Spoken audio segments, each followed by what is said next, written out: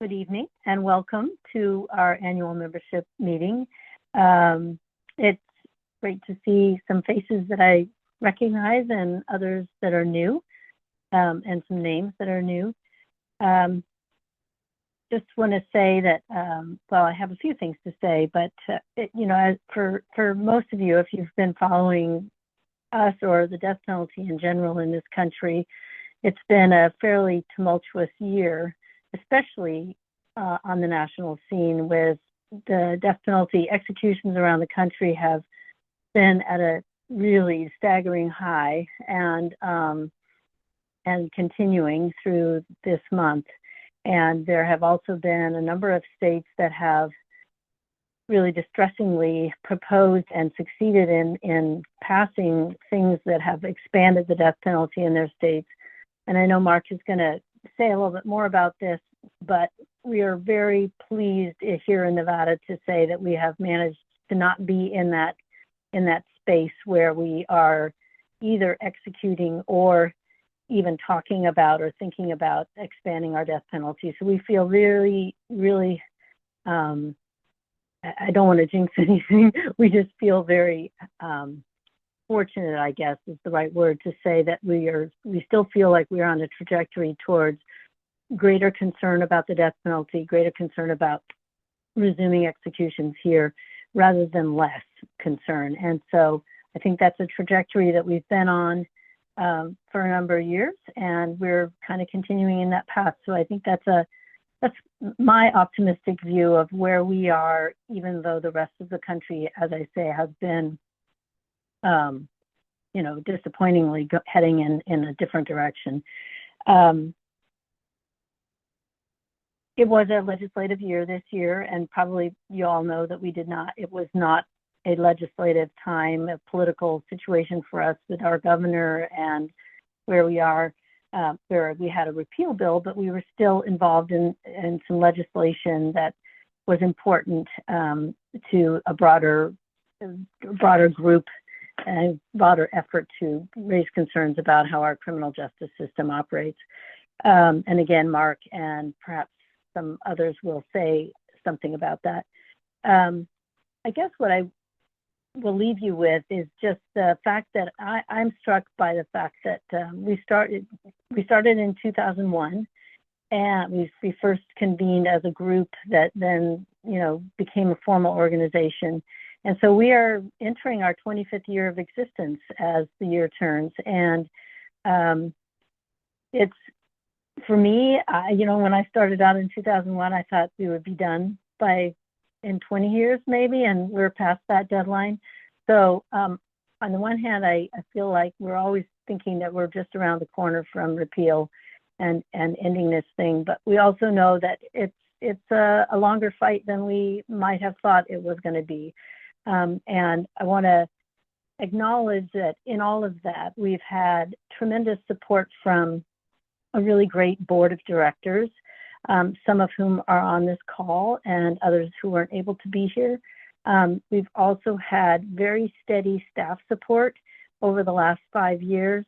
We were able to, for the longest time, we were a volunteer organization, but over the last 5-6 years, we have grown in our ability to reach out to the community and develop support for ending the death penalty. And that's been hugely due to having staff, community organizers like James and Nathaniel and Tristan at St. Denis, and then Mark as our fearless leader. So I want to acknowledge how hard they work and how grateful I am personally to both the board members and the staff, and more than anything else, to those of you who are supporters of ours. You guys are amazing supporters, and we rely on you and each other to continue the drumbeat and telling our neighbors and telling our friends that, yes, there is a death penalty in Nevada, and we need to be raising our voices about it now before we resume executions like other states have done. It's been almost 20 years since we had an execution in Nevada, and I am constantly surprised at how many people I talk to who say, we have a death penalty? I didn't know we had a death penalty. So it's kind of hard to get people to feel the urgency of it, but For me, it very much is an urgent issue that we need to continue to elevate, and I just really appreciate those of you who are on this call, your interest in this issue and your dedication to helping to end it. So that's all I'll say. We'll pass it back to you, Mark, or pass it on to Yeah, the impacted speakers. yes. Thank you, Nancy. And thank you for those kind words. And, we will, we're recording this for posterity, and for the folks who aren't able to make it, but I appreciate you saying that. But I also, I think that that's, another reminder for the folks that are on this call and for folks who are watching this later, that those small conversations, reminding your neighbors, reminding your friends, or, being that person who will make the difference or make that ask or open that door to a new community or a new group of people that we otherwise would have never really been able to engage with and educate.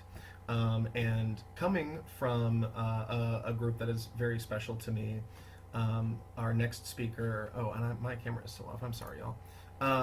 Our next speaker, Teresa Yancey Benson, is very near and dear to my heart. She comes to us from the one of our efforts that I'll talk a little bit about.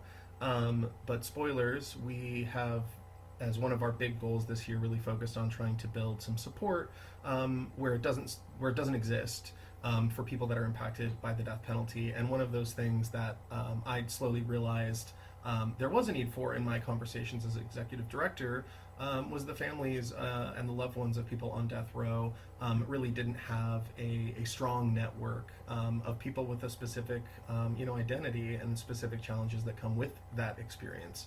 And so one of the things that we've done at the coalition over the course of this year is to form a support group, which is really just for information sharing, to help guide us in how we're doing our policy and making sure that aligns with the interests of those who are most deeply affected by these issues.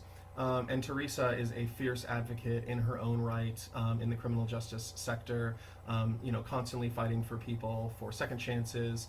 And I'll let her talk a little bit about that, but I wanted to give that little preface because Teresa, you are really a phenomenal activist and a phenomenal supporter for us, and have been invaluable over the years in making sure I know what's going on, for folks that are experiencing, one of the most severe forms of incarceration and isolation. So I want to name that and thank you for all of you've done in your own way to support the coalition, and I'll turn it over to you with that.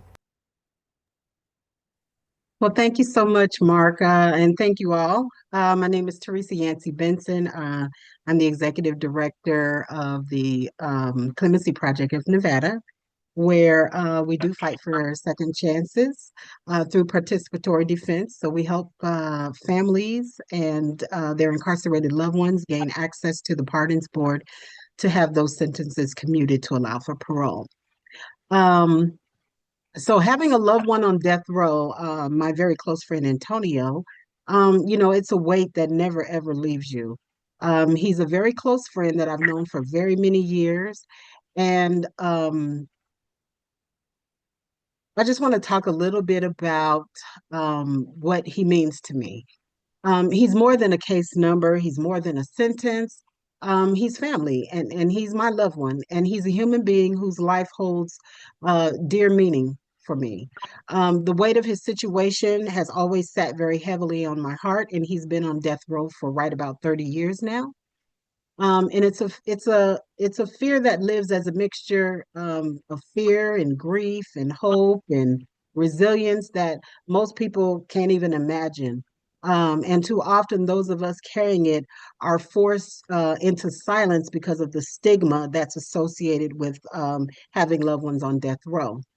Finding the Nevada Coalition Against the Death Penalty has been one of the few places where I can openly speak about him and I don't feel silenced anymore. That silence has finally been lifted. Through the coalition's monthly support group meetings, I found a community that understands the emotional, even the political and human reality of loving someone and having family that's on death row. especially someone that has been condemned by the state. Um, in his words, he always says, they always consider us the worst of the worst. These meetings have given me a space to speak openly without judgment and be supported by peers and those, who share similar experiences. That support has helped me gain strength, purpose, and a voice that I didn't even realize that I had been holding back. um, Working alongside Mark and Nathaniel and James and the entire coalition has been healing and empowering. During the 2025 legislative session, standing together, testifying, and advocating for the lives and dignity of our loved ones while testifying as a proponent of SB 350, which was ultimately vetoed by the governor, showed me the true power of community. It meant everything to be able to champion the cause shoulder to shoulder with other advocates who believe just as I do that Nevadans deserve justice rooted in humanity and not in death. So my journey with Antonio, my friend, has shaped my commitment to ending the death penalty in Nevada, all over. And my work with the coalition has shown me that even in the darkest of circumstances, we can build something very powerful through connection, courage, and collective action. So I'm proud to continue fighting for a future where families like mine and Tony's family are no longer, well, we no longer have to carry the trauma and the stigma of death row, and where justice is defined by compassion and not by execution. As long as I can speak, I will continue to say his name and those of others who have been sentenced to death. And I will continue to stand in this fight for justice, mercy, and abolition right alongside the coalition.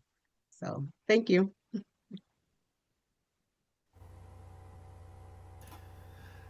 Dang, Teresa, you're gonna make me cry.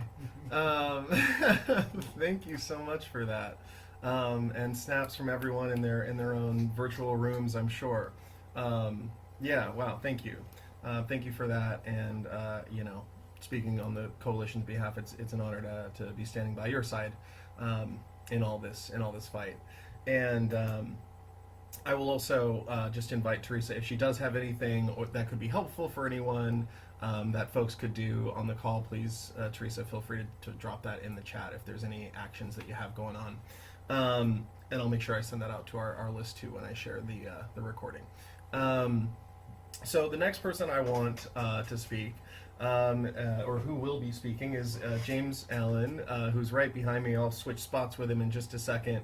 But he, is a man who was formerly on death row, and he is an incredible force in our community. He gives back, mentors folks, and he really does a lot to make sure that we focus on justice in the places where justice's blind eye has never shown, right? And where people are disproportionately impacted by harsher sentences. So keeping the community pulse for the coalition and making sure that we're showing up in the places we need to, and also, and I'll let him talk a little bit more about this, giving back in the places where we can and making sure that we're providing resources and support to people who, are close to these issues or have loved ones who could be. So I'll toss it back to James and let you speak for yourself here, bud.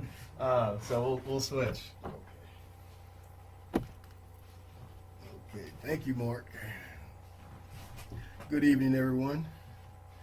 Hoping everyone's enjoying this beautiful weather. Well, I don't know about Nancy up north, you and Nathan, but anyway, it's beautiful weather down here. Man, what a year! What a year! What a day! Me and Miss Teresa Yancey Benson, we experienced a session of the Nevada Pardons Board, State Pardons Board today that we've never seen them do. They took some action on a young man that's been incarcerated 43 years. Let me start. Yeah, I'm James Allen. I'm a former death row inmate, and by the grace of God, I was given a second chance, an opportunity to come out and really show that a young, able mind can turn into something that folks can speak on truthfully and they can identify with, coming from the places I've been in the past, and where where I am today, it just speaks volumes of how a young mind can be transformed into this man who see a vision for other people who's just like me, who look like me, who talk like me, and that they deserve an opportunity. And these guys are sitting on death row. Uh, I've had an opportunity to speak to guys across this country that are on death row, and a lot of the conversation I keep secretly because of the identity of their families and where they're located. But we witnessed something today that I know that there's hope in this state and across this country that the death penalty can come to a cease and it can end, and we can start to heal and bring families back together. Uh, Most of the people that are sitting on death row in this country are first-time offenders. They weren't even given an opportunity. And I look at different states where young men who are my age now started off and they're still sitting on death row 40, 50 years. It doesn't make sense. No sense at all. I'm not a vegetable out here. I'm real. I'm tangible. I'm somebody that approachable. I'm someone that you can share a vision with, and I'll go that extra mile. This has been an incredible year for the coalition in organizing events. I've made so many connections with community leaders, people that are in empowerment positions, young people who are interested in finding out about the death penalty, and I heard earlier that's true. They didn't even think it was a death penalty in this state.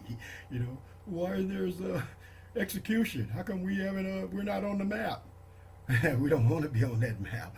But these are just impressionable kids down at juvenile hall that I'm allowed to go down and mentor, and they have so many questions. But I was allowed to meet two former Metro officers who are now retired, and they're going to be members.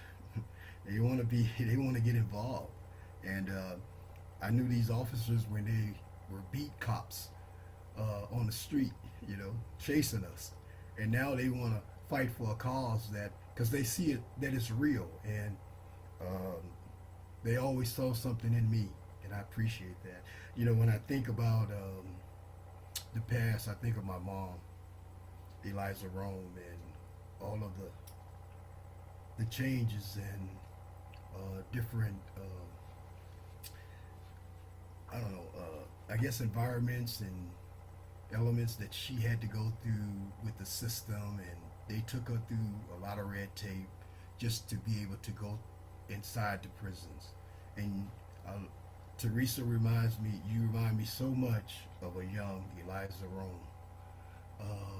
And she was an advocate for righteousness, and she believed in protecting people and people having the right to say what they have to say. And I appreciate Mark so much for reaching out and giving me this opportunity. You can have a voice and think that your voice matters, but this community really showed up at one of my biggest events so far. We fed the neighborhood. We gave back in such a tremendous way, and we talked about this very coalition and how people should be involved, and now there are bishops and reverends and missionaries, disciples. They're reaching out, and we're talking about Catholics and Protestants and Jewish people.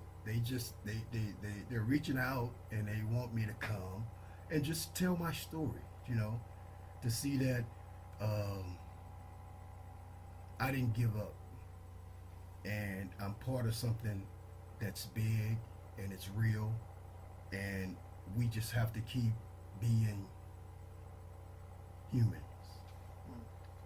Thank you, Mark. I appreciate this. I get so emotional, guys. It's just, you know, um, I can count at least 6 guys that I was on death row with in this state, and they're out just like me, but they want no part of this. I cherish this because I know where humble beginning starts. Thank you, guys. You guys have a lovely evening, and reach out to me. Let's talk. Thank you. Thank you, James. I appreciate you, man. Oh, thank you, James. Thank you. I did not pay anybody to say anything nice about me, I promise. Um, so now we get to the really exciting stuff, some numbers and a report out. But first, I want to say thanks again to all of our speakers tonight. Thank you, Nancy. Thank you, Teresa. Thank you, James. I think the three of you paint a really good picture of a lot of the work that we are doing, and at all the different levels, you know, we try to be. So I am going to take a quick second to share my screen, so be patient with me all.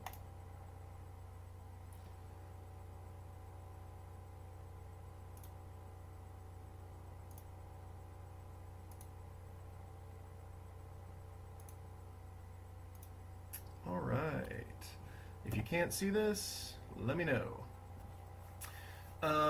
So we are going to go ahead and start with some growth. You know, we have continued to maintain the staff over the past couple of years. You know, we do have now 2 folks up in Northern Nevada, but really one of them really helps us just with our digital stuff, designing and making things look pretty. If you couldn't tell, I did not have that help because the person who's responsible for those things had a baby. So big ups to Tristan. If you're friends with her on social media, send her a heart or something. But we have continued to sustain our staff. They're doing more than ever. We've hosted 16 events this year, which is 4 more than last year. And then countless other community events where we're either having a table, hosting petitions, attending other organizations' events, or supporting them. You know, things like what James was talking about earlier, showing up to help out and speak or testify for pardons board hearings, parole hearings, and things of that nature. So we're really, again, trying to be everywhere all at once. And it has led to a lot of expansion for us. We are just a little bit shy. I was kind of bummed. I was sent a bunch of emails before this. I was hoping to get the number. But we almost have 10,000 subscribers, either as members on our phones, texts, emails, and also just folks that we have in our various spreadsheets within the coalition. So very exciting for us. We've grown a ton this year, and part of that has been our work with national coalitions and partners in our community. And a big part, you know, to work that James, Nathaniel, and Tristan have been doing truly. And so to take a quick look at some of those things that really comprised what this year was and those major themes. First of which is the legislative session. Can't talk about a year in Nevada without mentioning this. As Teresa alluded to, we had a very interesting legislative session this year.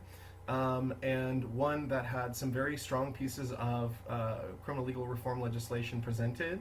Not all of them were treated equal, and a lot of them did find a governor's veto at the end of the session.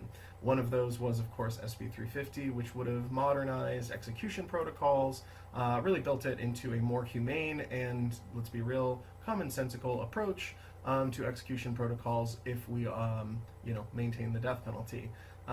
This was, for us, it was not, legislation that we sponsored necessarily, but one that we really worked with experts, advocates, and impacted people, the support group, to make sure that, if this was going to be out there, that it would, do no harm and only help, right? Sort of get us closer to our goal of ultimate abolition. But in one way, it was really effective. It led to some legislators asking some really important questions about the death penalty system. And so we have some really interesting leads to follow up on, and help guide us into the next year as we think about what are those missing pieces, for us to get over the finish line. And I don't want to skip talking about the legislative session without talking about the second look legislation, of which the coalition was a part of a larger coalition of organizations, individuals, and leaders in the state, working on second look policy, which really I think gets to what both Teresa and James were talking about tonight, which is, the idea that there is redemption, there is a second chance, especially for young people. As we understand brain science more, we really understand the decision-making process is different, for young people. So that was really exciting events, lobby days, and advocacy and education of legislators, but ultimately did not quite get there. That is a long story for not an hour-long meeting. Now, the other thing that, again, I am really excited about and was so pleased was our support group, which I've already mentioned. And I just want to briefly talk about the orchestration of this. For me, it was really interesting, because, in the course of doing this work, obviously I do, regularly speak with some of our folks on the row, and through our advocacy have come into contact or have had folks reach out who are either family member or a loved one of someone on death row in Nevada, either looking for advice, support, asking, every which thing. And I realized, after a period of time, I was like, string all these people together, and these are the people who probably have the answers, as opposed to me having to go seeking them out and find them. And even though I do have a friend now, or I consider him a friend who's on death row, even then I still run into the same issues that Teresa and some of the other folks in the group run into, right? So it really shows how difficult and challenging and isolating everything is set up to be. Not, thinking about anything outside of just physically making sure that you're getting your mail, or not knowing why someone isn't calling because the phones are down and no one communicated that. So, for us, that is not, conditions work is definitely a specialty of groups like Return Strong, Mass Liberation Project perhaps, or the ACLU. But, for us, we definitely want to be serving these folks that we are, ultimately focusing our work around. And this,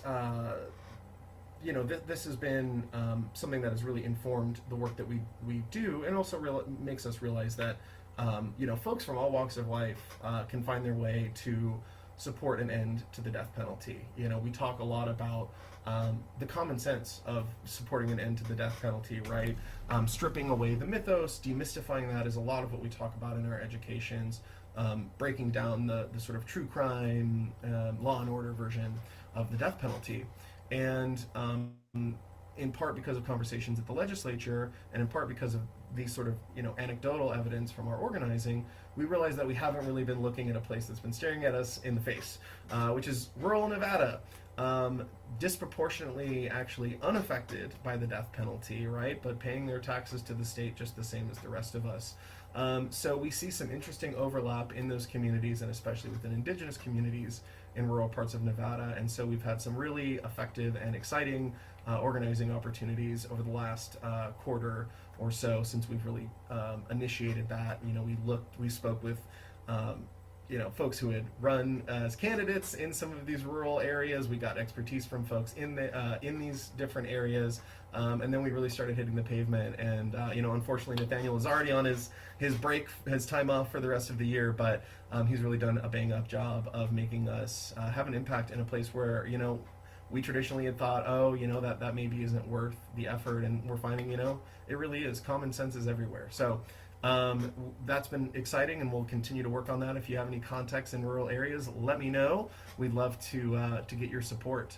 A couple other things on here that we've done, some quick overview of some of these events. I want to just specifically point out that we've actually been partnering with local businesses. This has been something that's always been difficult for us for this, that, or the other reason, and so we've actually gotten some investment of time, resources, or event space, sort of in-kind donation from a number of local businesses this year. So that has been really exciting. A big shout out to James, working with Bill's Market, which, if you know the west side of Las Vegas, you know is a cultural cornerstone. So some really exciting developments there for us. And so, we are doing what we need to do to assure we have all the pieces to make this puzzle fit in the Nevada legislature in 2027.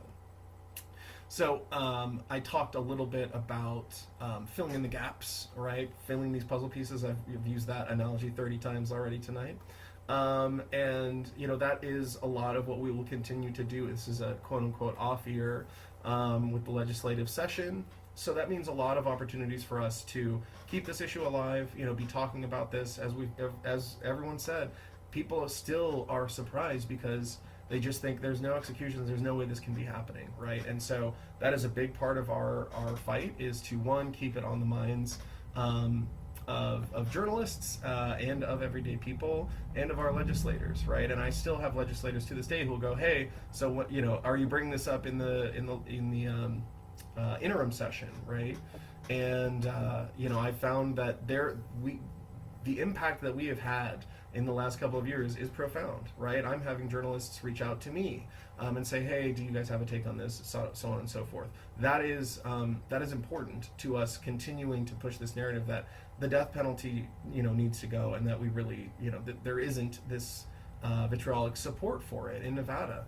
It just doesn't exist. So, volunteers like y'all can help us continue to do that work. And then again, continuing to expand on our network of impacted families, murder victim family members and loved ones from a variety of communities. We continue to do that work in the background, and certainly will prove essential when we get to the legislative session in 2027. And, building on our small but mighty cadre of business support, really finding some folks who can help us when the time comes, and who can sort of carry their weight and use it to our benefit. Of course, we will continue to impede executions in Nevada however we can. We'll continue tracking new death sentences, appeals, seeing what's going on, making sure that we're in tune. Just this year, the DPIC 2025 report reached out to us and another one of our board members who is not here, Scott Coffey, who helps keep track of these numbers, and that was integral to their data collection this year. Without that, they would have had incomplete numbers for Nevada. So even the background, doing that research, taking that time in a place where maybe is outside of the purview of other organizations, or maybe just outside their expertise. And I think he was supposed to be joining us this evening, but I believe he got caught up doing something else. Our Conservatives Concerned Friend, they are an organization dedicated to ending the death penalty as well, but specifically catered towards focusing on conservatives and shifting their narratives and mindset around the death penalty. So we will hopefully find that through our rural organizing, continuing to work with grass top leaders we've met, and finding some more activists out there. One of whom was going to be able to meet, was going to be joining us tonight, but had some family obligations to attend to. But keep an eye out for an op-ed from the Conservative Voice in the coming months from the coalition. And with that, I will bring us to how you can help. There's a lot of things that you can do. Attending a meeting like this is easy and great to have you all here. This is something that I'll also make sure that is available to folks afterwards. But when we're going out, hosting tables, educations, you see those emails come through. It's always great. James can do a lot, but it's always great to have a buddy when we're out tabling. We'll occasionally go to the campuses, both in Northern Nevada and in Southern Nevada, speaking with students, speaking with young people. So if that sounds like something that's your speed, let us know. We also love a writer. We love an op-ed. We love an LTE. You don't have to, know everything. That's for us to know, but I can't know your personal story, and no one can tell it like you. So in that way, an extra LTE or an extra op-ed is always super helpful. And if you'd like help with it, please reach out to the coalition. And then if you know somebody, if you know someone who hosts a book club and they might be interested in this, or you have a small group of friends that you know hang out with, that maybe has some connections to some community organizations. Let us know. You know, we can never you can never know what you'll get if you don't ask. Sort of the organizer's motto. So you know, keep an eye out for things when you are out in space, and when the death penalty comes up. You never know what may happen, and that is a part of our, you know, our duty really as activists and supporters of this issue, to not be silent, to, you know, speak up for the folks who, you know, have that stigma or feel like they can't speak about it. You know, James mentioned, you know, there's a couple of guys who, you know, for whatever various reasons, you know, are no longer on death row in Nevada, and they formerly were. And, you know, we've sat down and had, you know, lunch, bought them coffee, bought them breakfast.